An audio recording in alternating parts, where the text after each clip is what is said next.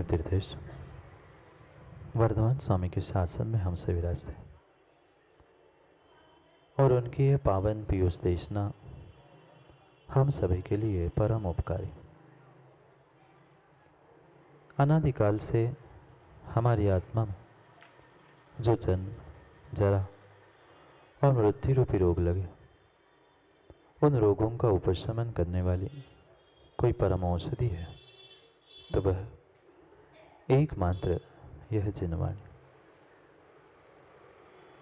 भव्यात्माओं, इस संसार में अनंत जीव है, अनंत भगवंत है। जो अनंत भगवंत है उन्होंने उस संसार को जीत लिया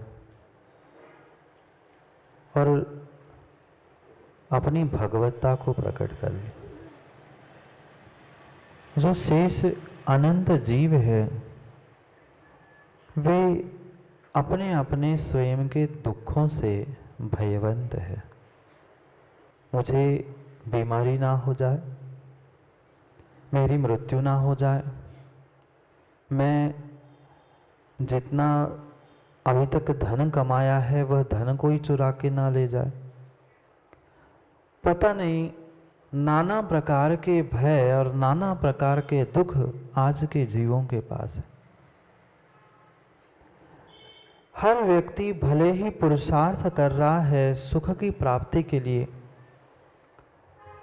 चाह भी रखता है सुख की, पर राह दुख की होने के कारण से वह मंजिल तक नहीं पहुंच पा। जितनी जितनी उसके भीतर तीव्र चाह सुख की है वह उतना ही उतना तीव्रता से दुख को प्राप्त कर रहा है। जब वह जानता है कि पाप करने से, अशुभ कार्य करने से दुख मिलेगा, पर फिर भी जानते हुए भी समस्या सबके साथ यही है सनत पंडित जी कि वो मानता नहीं है। जानता कोई नहीं है ऐसा नहीं है, जानते तो हर व्यक्ति हर कुछ बात को जानता है। क्या आप लोग नहीं जानते घर गृहस्थी में पाप है? आप लोग नहीं जानते झूठ बोलने में, मायाचारी करने में पाप है? उससे नरकों में तिर्यंच गति में दुख मिलेगा, आप लोग नहीं जानते? जानते तो है पर मानते? आप बोलो ना हाँ। नहीं मानते। जानने के लिए तो हमने बहुत कुछ जान लिया है, पर मानने के लिए हमने कुछ मानना सीखा ही नहीं है। सबसे बड़ी समस्या वर्तमान के इंसानों की अगर कुछ है तो वो जानता तो है पर मानता कुछ भी नहीं है। इतना जानता है कि शायद उसके जैसा दूसरा कोई जानता नहीं हो, पर मानता एक कण भी नहीं है। जानता मन भर है और मानता कण भर भी नहीं है। क्या करें? कोई कितनी भी अच्छी सीख भी क्यों ना दे, कोई कितना अच्छा उपदेश भी क्यों ना दे, पर जब व्यक्ति ने यह निर्णय करके ही रखा है कि हमें मानना ही नहीं है, कौन मना सकता है? मना सकते हो बच्चों को? माँ मना सकते हो बच्चों को जिसने सोच ही के रखा है कि हमें माँ बाप की सुननी नहीं है, माननी नहीं है? क्या आप उसे सुधार सकते? नहीं सुधार सकते। जब आप अपने आप को और अपने बेटों को ही नहीं सुधार पा रहे हैं तो भगवान और गुरु किसको सुधार पाएंगे? नहीं सुधार पा रहे। पर फिर भी ये दुख से भयवंत जो अनंत जीव है, उन भावी भगवंतों को देखकर भीतर से उनके एक करुणा फूटती है। वे दयामूर्ति बनकर बार बार उपदेश करते हैं, थोड़ा तो समझो, थोड़ा तो ऐसा पुरुषार्थ करो, थोड़ी सी ऐसी मेहनत करो जिससे आप पापों से और दुखों से बचने की व्यवस्था करो। पर क्या आज तक कर पाए हम थोड़े से भी दुखों से बचने का पुरुषार्थ?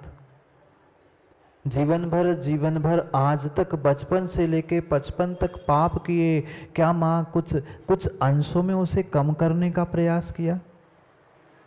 मैं नहीं कह रहा हूँ, कोई भगवान कोई गुरु आपसे ये नहीं कह रहे हैं कि एकदम से आप पाप छोड़ दो, दुखों की व्यवस्था दुखों की राह छोड़ दो, पर एक कदम 1 मिलीमीटर 1 सेंटीमीटर तो हम आगे बढ़ सकते हैं सुख की ओर। नहीं बढ़ पाए, नहीं बढ़ पाए।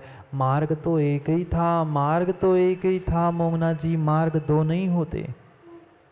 कहीं पहुंचने के लिए मार्ग दो नहीं होते, मार्ग एक ही होता है। उसके 2 लक्ष्य भिन्न भिन्न होते हैं, 2 स्थान भिन्न भिन्न होते हैं।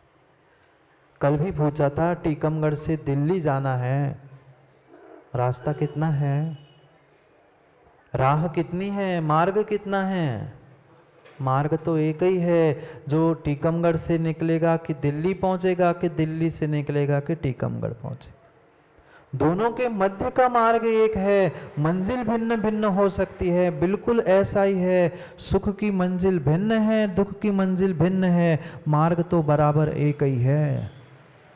जो दुख की ओर मुख करके चलने लगता है वह दुख की राह पकड़ता है, और जो उसके विपरीत होकर उल्टा उस सुख की ओर बढ़ने का प्रयास करता है, उसकी राह और उसकी चाह भी सुख की हो जाती है। मंजिल बदलना नहीं है, मार्ग नहीं बदलना है, हमें अपने भावों को, अपनी भावनाओं को और अपने ज्ञान को बदलने की आवश्यकता है। मंजिल बदल सकते हैं क्या? दिल्ली को उठाकर पूरब की उत्तर की जगह दक्षिण में कर सकते हैं? कि दक्षिण की बंबई को उठाकर आप उत्तर पूरब में कर सकते हैं? नहीं। दुख रूपी संसार जहां है वही है, सुख रूपी मोक्ष जहां है वही है। उस भीतर की बीच की यात्रा को हमें समझना है। मेरी जीवन यात्रा को मुझे समझना है। प्रारंभ कहाँ से किया है और कहाँ हमें पहुंचना है, निर्णय करना है। आज तक दुखों से ही प्रारंभ करते हुए हम अंत भी दुखों में ही करते आए हैं। अब एक कदम बढ़ाते हुए उस गुरु की सीख को भीतर उतारने की आवश्यकता है। ऐसा नहीं है कि हमें कभी कोई सच्चा उपदेश नहीं मिला, ऐसा नहीं है कि हमें कोई अच्छी सीख नहीं मिली। सीख तो मिली, पर सीख का सदुपयोग हम आज तक नहीं कर पाए। जो हित का उपदेश हमें मिला था, जो हमें दुखों से छुड़ाने वाला था, दुखहारी था, ऐसे उपदेश को, ऐसे सीख को हम जीवन में उतार नहीं पाए। जीवन के लिए सीख मिली थी, हमने जीवन को ही सीख बना दिया। जीवन के लिए सीख मिली थी, जीवन को हमने सीख बना दिया। सीख जानते? सीख नहीं जानते?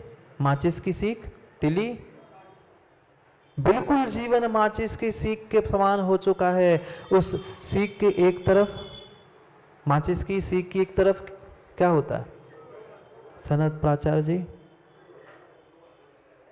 उसमें एक काला काला गम लगा हुआ होता है, जिससे घिसने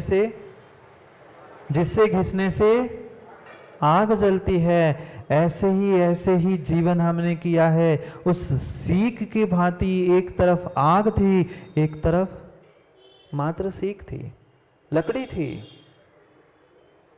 दूसरी तरफ दुख था, एक तरफ सुख था। पर जीवों ने मात्र कसायों के घर्षण करते करते करते जीवन को ऐसा घिस दिया कि जहां घिसो, जहां पहुंचो, वहां आग और चिंगारी के अलावा और कुछ नहीं। जीवन की सीख को प्राप्त कर लो, जीवन को सीख मत बनाओ। जीवन के लिए नहीं थी।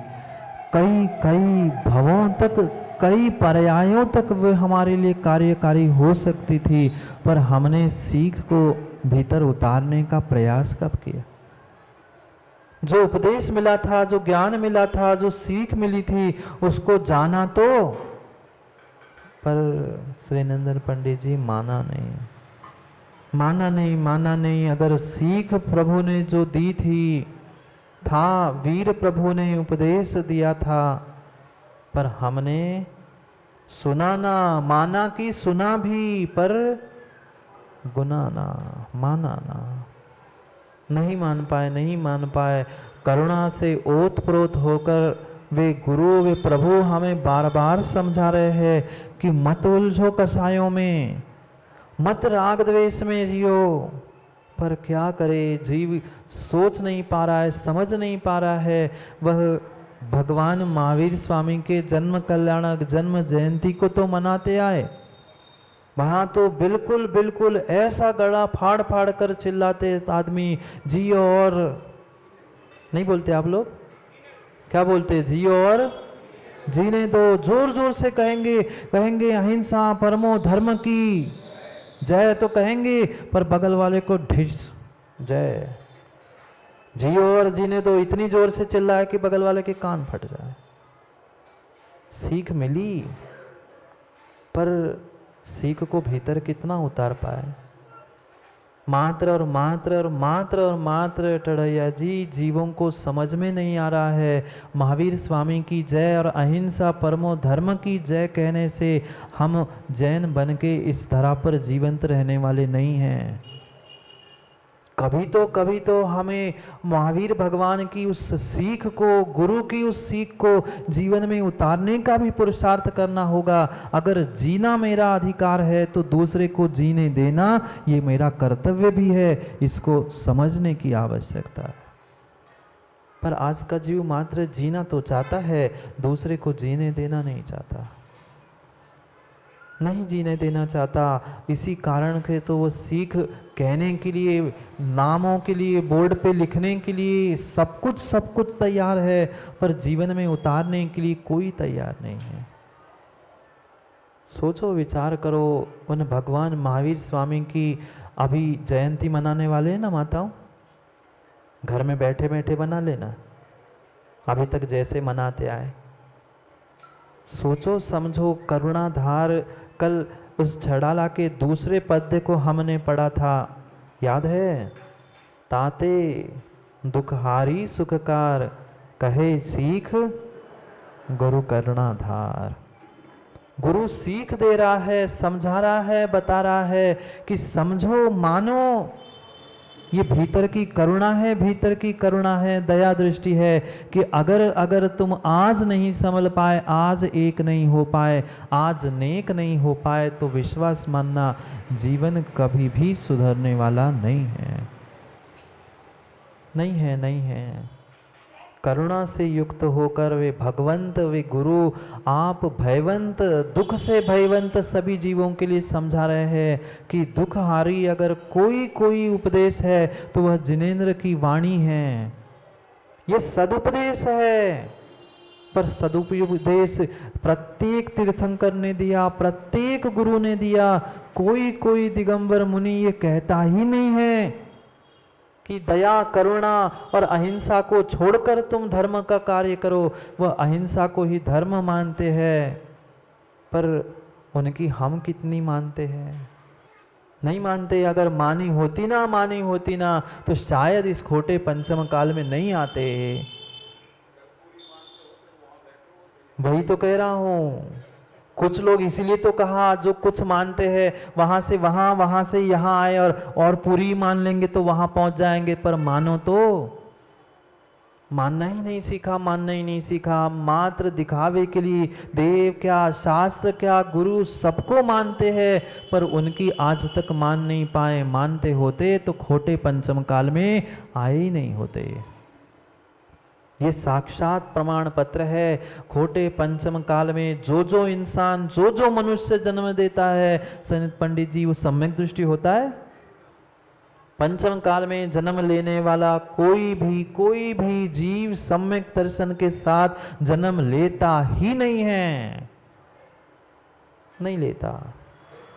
सम्यक दर्शन के साथ वह जन्म लेता ही नहीं है। अगर गुरु की, प्रभु की मानी होती तो सम्यक से च्युत होते ही नहीं, पंचम काल में मनुष्य बन के नहीं आते। अभी भी अभी भी बहुत बहुत बहुत समय हमारे पास है, पर क्या करें, हमें समय की कीमत नहीं है, समय का बोध नहीं है, इसलिए हम समय को और सीख दी गई सीख और उपदेश को जीवन में उतारने का पुरुषार्थ नहीं कर रहे। विश्वास मानना, अगर अगर अगर हितकारी कल्याणकारी कोई उपदेश है तो वह वीर प्रभु का उपदेश है। कोई भी छठे काल से बचाने वाला नहीं है, इसलिए बार बार कह रहे हैं, कहे सीख गुरु करुणाधार। वो तो कल्याण करके चले जाएंगे, वो तो अपना कल्याण करके गुरु चले जाएंगे, प्रभु चले ही गए, पर आपके प्रति का करुणा है, सो बार बार प्रभु की वाणी को गुरु आप तक पहुंचाने का प्रयास करते हैं। जानो और मानो भी। जान तो लिया सच्चा मार्ग क्या है, संसार में दुख है, पाप है, ये सब जानते हैं, पर जितना जानते हो कम से कम कुछ अंशों में मानना भी तो सीख लो। जानने के साथ मानना भी होता। ताते दुखहारी सुखकार। सुख को देने वाली, दुख को हरण करने वाली अगर सीख कोई देता है तो इस ब्रह्मांड के सबसे सबसे सबसे बड़े गुरु जो दिगंबर गुरु होते हैं, निर्ग्रंथ गुरु होते हैं, वे करुणा धारण करके कहते हैं, इसलिए उनकी बात समझ में आती है, समझने का जीव प्रयास भी करता है। वास्तव में गुरु के, दिगंबर आचार्यों के, दिगंबर गुरुओं के ऐसे ऐसे परम उपकार आज के समाज पे है। शायद अगर उनके उपकार नहीं होते तो आज इस छत के नीचे, इस मंदिर के प्रांगण में हम शायद टड़ैया जी नहीं बैठे मिलते। आज हम मात्र आपस की राग द्वेष में मोह के ग्रसित होकर हम अपना पराया इसका उसका कर रहे हैं, पर उन दिनों की याद करो, उन दिनों की याद करो जब एक जैन को मंदिर से बाहर, क्या घर से मंदिर आने की व्यवस्था नहीं थी। क्या उनका समर्पण था, क्या उनके उपकार थे पूरे समाज पर। आज हम बनी बनाई फील्ड में खेल रहे हैं, सब कुछ उनने बना के दिया, मंदिर, भगवान,